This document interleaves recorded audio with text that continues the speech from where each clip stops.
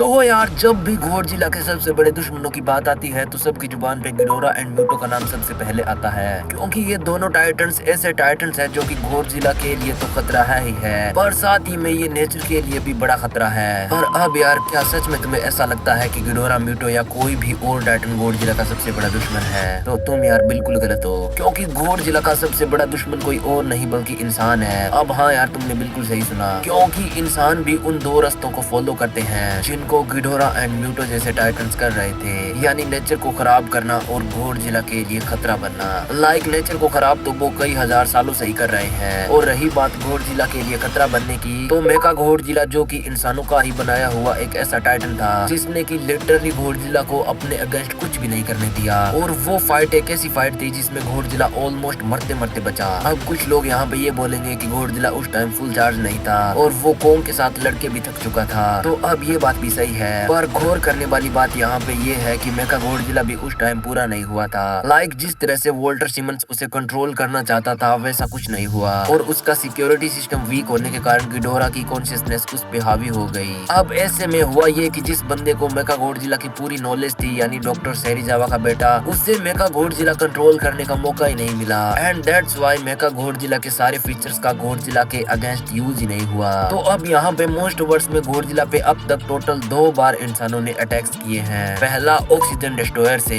जिसमें गोडजिला बाल बाल बचा था, एंड सेकंड मेका गोडजिला से जिसमें कि यार गोडजिला ऑलमोस्ट मरते मरते बचा था। तो अब आप सोच लो कि यही इंसान जब गोडजिला पे अपना थर्ड अटैक करेंगे तो उसका क्या हाल होगा। और ज्यादा हैरान होने की जरूरत भी नहीं है कि इंसान भला ऐसा क्यों ही करेंगे, क्योंकि गोडजिला तो उनका प्रोटेक्टर है ना। तो नहीं, ऐसा नहीं है, गोडजिला सिर्फ नेचर को प्रोटेक्ट करता है और इंसान नेचर के ही अंदर आते हैं, इसीलिए वो उन्हें कुछ नहीं कहता है। पर जब बात नेचर को बचाने की आती है तब गोडजिला अपने सामने ना किसी इंसान को देखता है और ना उसके बनाए किसी घर या शहर को। अब जैसे जब जब भी गोडजिला की किसी टाइटन के साथ लड़ाई हुई है तो उस दौरान गोडजिला एक बहुत बड़े इलाके को मिनटों में बर्बाद करके रख देता है, और उसकी उस लड़ाई में कई बेकसूर मारे भी जाते हैं, और ये बात इंसानों को भी अच्छी तरह से पता है। अब इसीलिए वो गोडजिला को बस एक तरह से मजबूरी में झेल रहे हैं, और जब भी उन्हें कोई ऐसी ताकत मिलेगी जिससे कि वो खुद आने वाले गिडोरा जैसे खतरों से लड़ सके तो इंसान उस ताकत से सबसे पहले गोडजिला को ही खत्म करेंगे, और उसके बाद एक एक करके कोंग, शिमो एंड बाकी के भी और टाइटन्स को, क्योंकि ये तो इंसानों की हमेशा से फितरत ही रही है कि वो अपने ऐशो आराम के लिए दूसरों को नुकसान पहुंचाने से लेकर मारने तक जैसे कि इन्होंने काम भी कर सकते हैं। तो इंसान गोडजिला एंड बाकी के भी टाइटन्स को मारने से पहले जरा भी नहीं सोचेंगे। और यहाँ पे सबसे ज्यादा डर वाली बात ये है कि मोस्ट वर्ष में इंसानों को एक ऐसा तरीका मिल भी गया है जिससे कि वो गोडजिला जैसी ताकत को आसानी से हरा सकते हैं। अब हाँ यार, साइबोर्ग काइजूस। अब अगर तुम्हें साइबोर्ग काइजूस का नहीं पता है तो इसे जानने से पहले आपको साइबोर्ग का मतलब समझना पड़ेगा।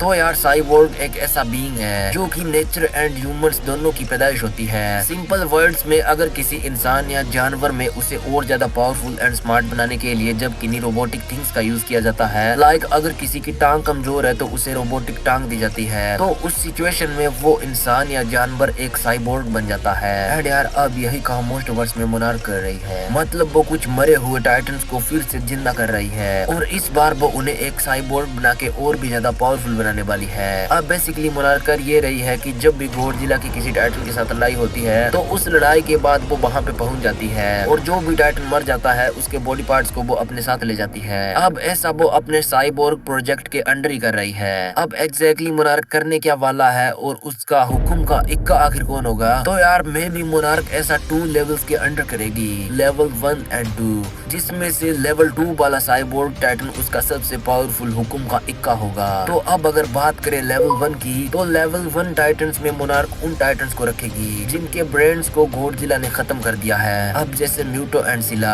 अब दरअसल मोनार्क इन टाइटन्स के बॉडी पार्ट्स का यूज अपने मशीनी टाइटन्स में करेगी, उन्हें और भी ज्यादा फुर्तीला और फ्लेक्सिबल बनाने के लिए, क्योंकि ये तो हमें पता ही है कि इन टाइटन्स की बॉडी मेटल से भी ज्यादा स्ट्रॉन्ग होती है, एंड इन पर ह्यूमंस, मिसाइल एंड बॉम्ब्स का भी कोई असर नहीं होता है। तो ऐसे में मोनार्क मेका गोडजिला जैसे कोई टाइटन को बनाएगा और उसके हाथों और टांगों की जगह वो इन मरे हुए टाइटन्स के पार्ट्स का यूज करेगा, या फिर वो सिला एंड म्यूटो जैसे टाइटन्स का तो सिर्फ हेड बना देगा, क्योंकि उनके बाकी की सारी बॉडी तो एकदम सही सलामत है। पर इस केस में सक्सेस के चांसेस काफी कम है, क्योंकि जितने टाइम में वो किसी मशीनी टाइटन को बनाएंगे इतने में वो मरे हुए टाइटन सड़ने लग जाएंगे। तो ऐसे में उनकी सारी बॉडी और स्पेशली इंटरनल ऑर्गन्स यूज करना काफी ज्यादा मुश्किल हो जाएगा। तो अब इसीलिए सिला एंड म्यूटो जैसे टाइटन के कुछ स्पेसिफिक बॉडी पार्ट्स जैसे उनके हाथ और टांगों का ही यूज किया जा सकता है। पर यार जो लेवल 2 के टाइटन्स है असली हुकुम के इक्के तो वो है, क्योंकि वो आने वाले टाइम में एक ऐसी ताकत बनेंगे जो कि गोdzilla एंड कोंग के साथ साथ पूरे मोशोवर्स के लिए बड़ा खतरा बनेंगे। पर यार अब उसे जानने से पहले अगर तुमने अभी तक वीडियो को लाइक एंड चैनल को सब्सक्राइब नहीं किया है तो प्लीज यार कर लेना ओके। तो यार वो लेवल 2 के टाइटन्स ऐसे होने वाले हैं जो कि खुद को रीजनरेट कर सकते हैं, यानी अगर उनका सर सही सलामत हो तो उससे वो अपनी पूरी की पूरी बॉडी को एक बार फिर से रीजनरेट कर सकते हैं। अब इसका एक बड़ा एग्जांपल आप गिडोरा का ले लो, मतलब जब तक उसके बीच वाला सर जिंदा था तब तक वो खुद को रीजनरेट कर रहा था, जैसा कि उसने अपने एक सर को उगा के किया भी। लेकिन अब गिडोरा तो मोशोवर्स में है नहीं, क्योंकि जब गोdzilla को पता चला कि वो अपने आप को फिर से रीजनरेट कर सकता है तो गोdzilla ने गिडोरा को पूरी तरह से खत्म कर दिया।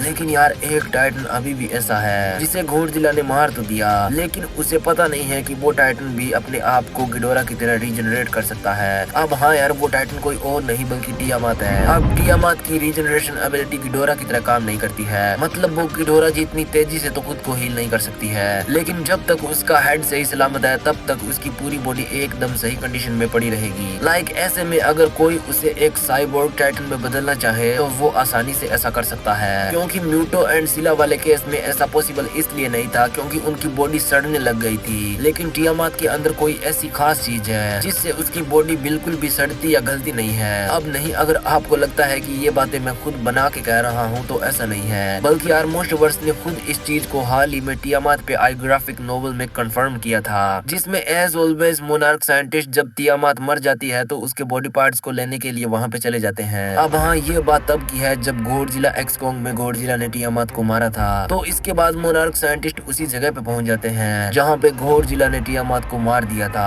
लेकिन तभी रिवील होता है कि मोनार्क वाले टियामात के बॉडी पार्ट्स को लेने नहीं आए थे, क्योंकि वो तो उन्होंने तभी कर दिया था जब गोdzilla ने उसे जस्ट मारा ही था, बल्कि यार वो तो वहाँ पे एक ऐसे सब्सटेंस को लेने के लिए आए थे जो कि एक ऐसा कमाल कर सकता था जिससे मोनार्क अपने खुद के साइबोर्ग टाइटन्स बड़ी ही आसानी से बना सकता था। अब हाँ यार मोनार्क वालों को टियामात के अंदर एक पिंक सब्सटेंस मिलता है जो कि टियामात की बॉडी को सड़ने से बचा रहा था, मतलब उस सब्सटेंस के कारण टियामात का हेड एकदम सही सलामत था। अब ये पिंक सब्सटेंस एक तरह से टियामात के अंदर एक रीजनरेशन एबिलिटी की तरह काम करता है, और अब मोनार्क वाले इसी पिंक सब्सटेंस का यूज करके बाकी के भी टाइटन्स की बॉडी को सड़ने से रोकने वाले थे एंड देन उन्हें अपने साइबोर्ग प्रोजेक्ट में यूज करने वाले हैं। अब वो ऐसा टियामात के साथ भी करते हैं जिसका पता हमें उसी टियामात की ग्राफिक नोवेल में चलता है, मतलब उन्होंने टियामात के हेड को एक ट्यूब के अंदर रखा था, यानी वो उसके साथ कुछ न कुछ कर रहे थे। अब हो ऐसा सकता है कि मोनार्क जितने भी मरे हुए टाइटन्स हैं उनसे अपने खुद के साइबोर्ग टाइटन्स बनाएगी एंड देन वो उनसे अर्थ पे मौजूद लगभग सभी टाइटन्स का नामो निशान मिटा देगी। अब मोनार्क सबसे पहले सरफेस वर्ल्ड पे मौजूद गोdzilla एंड बाकी के टाइटन्स को खत्म कर देगी एंड देन वो होलो अर्थ के जितने भी टाइटन्स हैं उन्हें वहीं पे कैद कर देगी, यानी वो सभी होलो अर्थ पोर्टल्स को रोक देगी। एंड गोdzilla के अलावा किसी में भी इतना पोटेंशियल नहीं है कि वो जमीन में एक होल करके एक नया पोर्टल बना ले, और गोdzilla को तो मोनार्क वालों ने पहले ही निपटा दिया होगा,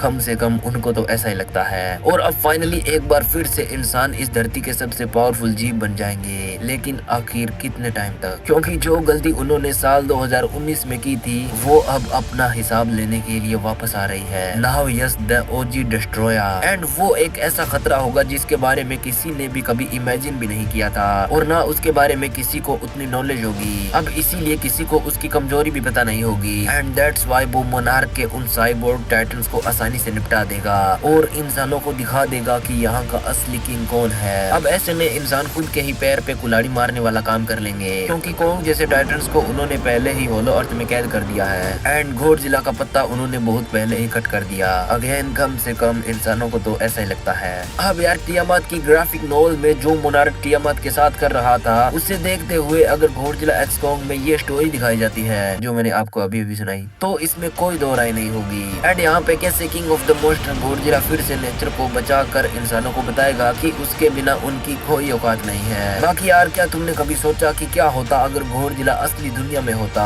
मतलब क्या हमारी असली दुनिया के हथियार गोdzilla को रोक पाते या फिर नहीं। अब अगर इसका जवाब जानना है तो जवाब आपको इस वीडियो में मिल जाएगा और ये वीडियो आपको एंड स्क्रीन में मिल जाएगी। बट हाँ उस वीडियो को देखने से पहले इसे जरूर लाइक कर देना अगर अभी तक नहीं किया है तो, एंड चैनल को भी सब्सक्राइब कर दोगे तो थोड़ी ऐसे मतलब कृपा वगैरह हो जाएगी।